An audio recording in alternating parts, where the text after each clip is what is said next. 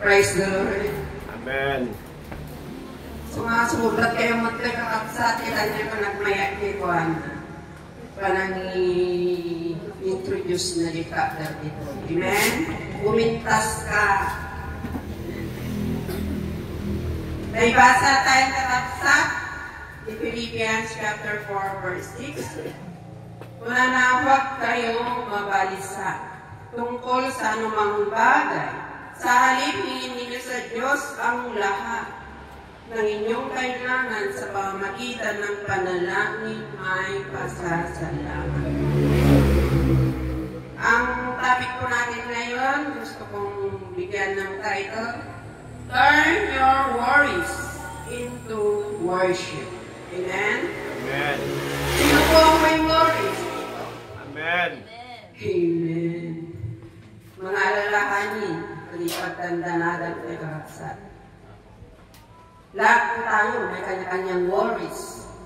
May kanya-kanyang problema. Amen po ba? May kanya-kanyang burden, mga dalahin. At ano pa? May kanya-kanya po tayo. Amen? Pero, meron din po tayo. Lahat din po tayo ay may Diyos na malalapitan. Amen? Oh, may worries ka, pero may Diyos ka naman na malalapitan. So, kung may Diyos ka, kung kilala mo po yung Diyos na malalapitan mo, ano po ang dapat natin gawin pag may worries, may problema? May manalalahanin po tayo. Tayo po ay nagpapanik minsan. Ano po? Mas madalas po yung panic pag nag-worry tayo. So, sa halip na ikaw ay magpanik, mga kapatid, why not? Turn your panic into prayer. Amen? Amen. Dahil ang sabi dito, mga kapatid, ang tao hindi madalas, nananalangin po, pero hindi madalas nananalangin. Person who do not always pray, worry too much. Lagi kang nag-aalala, yung hindi laging nananalangin. But person who always pray does not worry. Bakit kaya? Pag tayo nananalangin, hindi tayo masyadong nag-aalala. So ano po kaya ang nagagawa ng prayer sa buhay natin? Hindi po maganda ang worry sa buhay natin kung hindi po tayo exempted sa mga worries na yan, mga problema ng buhay. Pero may mga rason po kung bakit. The reason why worry is not good. Amen. Reason not to worry. Number 1. Worrying makes no sense. Wala palang kahulugan ang pag-worry, mga kapatid. Wala palang halaga ang pag-worry. Hindi pala ito mahalaga sa buhay natin. Namamatay-matay ka sa pag-worry. Anong sabi dun sa Matthew 6:25? Kaya sinasabi ko sa inyo, huwag kayong mabalisa tungkol sa inyong kakainin at sa inyong inumin upang kayo mabuhay, kaya'y tungkol sa susuotin ng inyong katawan. Hindi ba't ang buhay ay higit na mahalaga kaysa sa pagkain at ang katawan kaysa sa damit? Yun po ang sabi sa Matthew 6:25. So, worry is not important. Hindi pala mahalaga. Ang kasunod pa nun sa 6:26, mas dami nyo ang mga ibon. Hindi sila nagtatanim, mga kapatid, na umaanihan. O kayo nagtitipon sa kamali. Kung saan natin, kapibang po kayo. Amen? Ngunit, pinapakain sila ng inyong ama na nasa langit. Hindi ba higit kayong mahalaga kaysa sa mga ibon? Amen? Amen. Tayo mga anak ng Panginoon, yung mga ibon nga, pinapakain pala niya. No? Hindi naman nga sila nagtatanim. Hindi naman sila nag-iipon sa bangko, pero may pinakain sila. Pero tayo, ubos-ubos lang yung pera natin sa pitaka natin, overworried na tayo. Amen? Yan ang kalipang bigat-bigatan. Next week, next month, next year. Ayun po yung mga worries natin na pumapatay minsan sa atin. Ano ba? Nag-aalala tayo sa mga bagay na hindi na mababago. Minsan may mga kapatid tayo na gusto natin baguhin. Kung hindi na mababago, problema mo, nilakay mo, bakit mo, anak mo. Amen? Ilang mong mabaliw ang kapsat, dadugin niya ako. Amen? Bakit mo na lang, kasi hindi mo nga mababago. Worry ka man ng worry, hindi mo rin mo mababago. Bakit po tayo mag-aalala sa mga bagay hindi na mababago, di ba? Kahit naman na worry ka ng worry, araw-araw, gabi, di ka makatulog. So, give it to Jesus. Amen? Isa pa, na-exaggerate natin ang mga bagay dahil sa pag-aalala. Madama tayo ni ating mga pastor. Ora to ang kami motor na, pero natin ano ngayon, baka natutulisakan ng kanigas ka. Amen? Or else na tayo ng hospital. Ganun po, yung sobrang pag-aalala natin, na-exaggerate natin ng mga bagay-bagay na hindi naman. So, unang-una po, pag may mga ganong problema, ano po ang unang-una? Mag-pray po tayo na minsan makakalimutan natin yun. At nakuhuli pa yung pag-pray, nauna yung mga worries natin, kung ano ang mga ginagawa natin. Kaya tuloy yung mga ginagawa natin at ang buhol-buhol din. Amen? Well, awanti, masinuong na natilukano.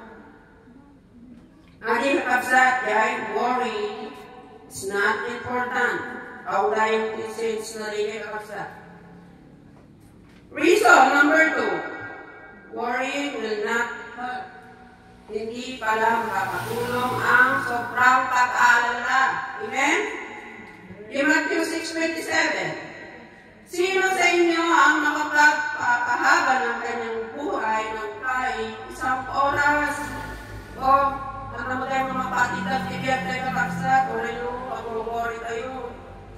Ano lang mapatid ka, kaya aldaw ibiyag mo.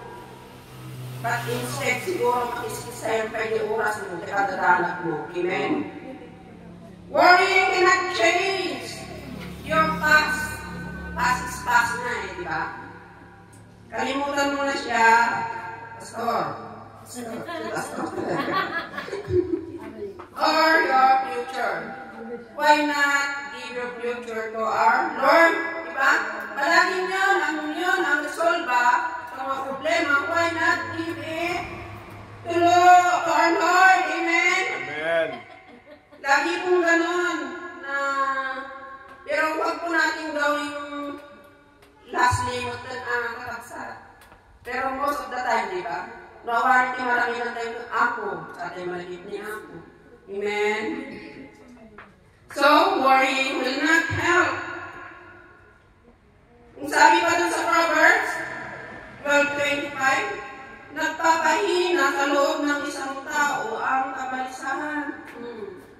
Baka ilan pa yung sakit, karasat, sakit ti puso, sakit ti bulsa. Amen? Sakit ti napon, siguro tayo. Nagpapahina ng loob ng isang tao ang kabalisahan. So, talagang hindi nakakatulong ang pag-worry. Amen? Amen.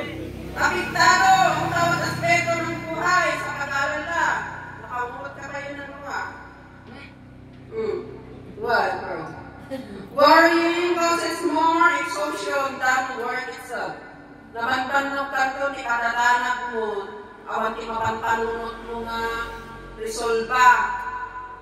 At ato di pa nagdanak kapagsan ng di makapanunot ka tinasiyahan, nga pang-resolva ang problema. Diyan at ato jay tanak tayo. So, stop worrying. Amen? Amen. In Proverbs 14:30, kaya na, ang isip na tiwasay ay nagpapahaba ng buhay. Amen. O yun pala, nakakahaba ng buhay. Hindi pala yung sitaw. iyong ibasay na isip. Amen. Alisin po natin yung sobrang worry.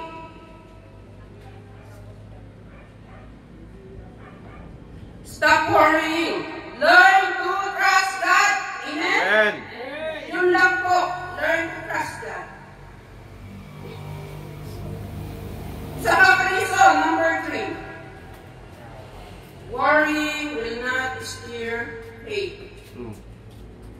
Hindi po niya mapapagalaw yung pananampalataya natin ng sobrang pag-aalala. Mapapalago po ba ng pag-aalala ang ating pananampalataya? Bluetooth mode. Tayong mga anak ng Diyos, tayong mga anak o bilang anak, hindi po ba trust natin yung mga parents natin? Sana ganun din po bilang anak ng Diyos. We also trust God, our Father. Amen? Amen. Ganun po ang pagtitiwala natin sa ating mga magulang, ganun din po ang pagtiwala natin sa ating Ama nasa langit. In Matthew 6:30, kung tinatamitan ang mga damo sa para, nabuhay ngayon at kinabukasan ay gagatong sa kalan. Ikaw pa kaya, bro? Ikaw pa kaya, sister? Tayo pa kaya? Ang hindi bibigyan ng Panginoon, tayo pa kaya ang pag-aalala ng pang-araw-araw natin? Kung yung mga ibon, yung mga damo, ay tinatamihan ng Panginoon. Ikaw pa kaya, mga kapatid? Hallelujah! Maging panalangin natin, yung pagpapalit natin, learn into prayer. Yung words will turn into worship. You must every day ask your God to be your shepherd. Amen. Give Him the first place in every area of your life. Siya po ang unahin mo sa buhay mo. Relax, mga kapatid. And surrender all your worries in prayer. Amen? Trust God one day at a time. Hallelujah. God cares for you. And Jesus died for you and me. Hallelujah, hallelujah. Tayo pang lahat ay tumayo. Kung may mga worries tayo, mga kapatid, we can write it down in our palm. Sulat po natin sa ating mga kamay at ito'y ating itaas bilang pag-surrender sa Kanya ng ating mga lalaanin sa buhay. Mga problema sa buhay, in your family, financially, ano man po yan, nakikita ng ating Panginoon. Hallelujah, hallelujah. Oh, we worship your name, Lord. Yes, Lord. We worship your name. Hallelujah. We thank you, Lord. We thank you. Lord, aming kita mo. Ang aming mga sinulat sa aming mga palad at aming itataas sa iyo, Panginoon. Tignan mo ang iyong mga anak, Amen. Panginoon. Kung ano ang kanilang mga worries sa buhay. Oh, hallelujah, hallelujah. We thank you, Lord. We thank you. Turuan mo ang iyong mga anak na magtiwala sa iyo, Panginoon. Hallelujah. Na wala kaming ibang lalapitan, kundi ikaw, Panginoon. Amen. Walang ibang Lord na makakaalis ng aming worries. Mga worries na nakakasira namin sa aming buhay. Amen. Mga worries na nakakasira namin sa aming Yes, pananampalataya sa iyo, God. Panginoon. Hallelujah. Yes, Lord. Lord, help us to turn our worries into worship, O God. Hallelujah, hallelujah. Oh, we worship you. We thank you, Glorify your God. Hallelujah. Choosing the song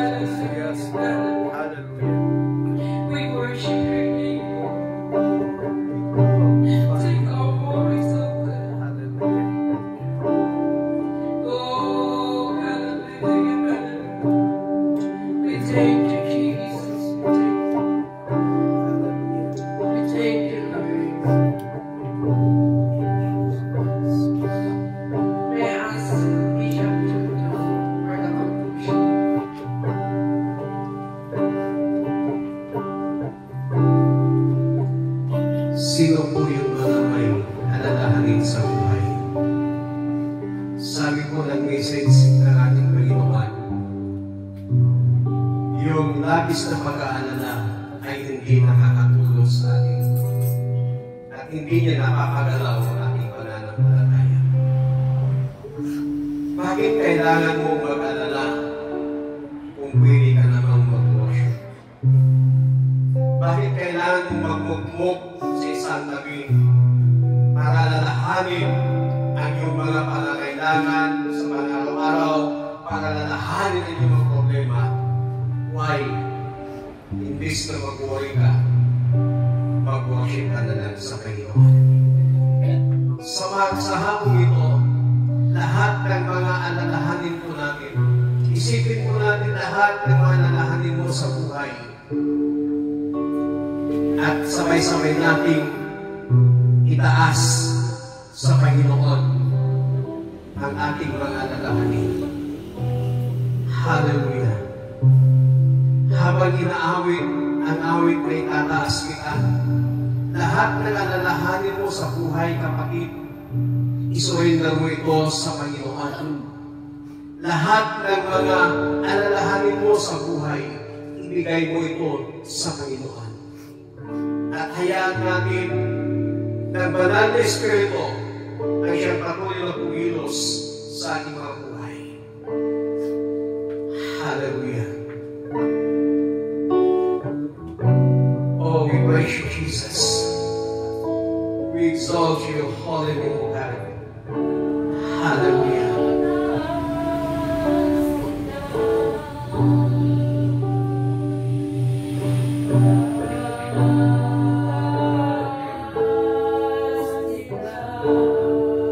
Hallelujah. Hallelujah.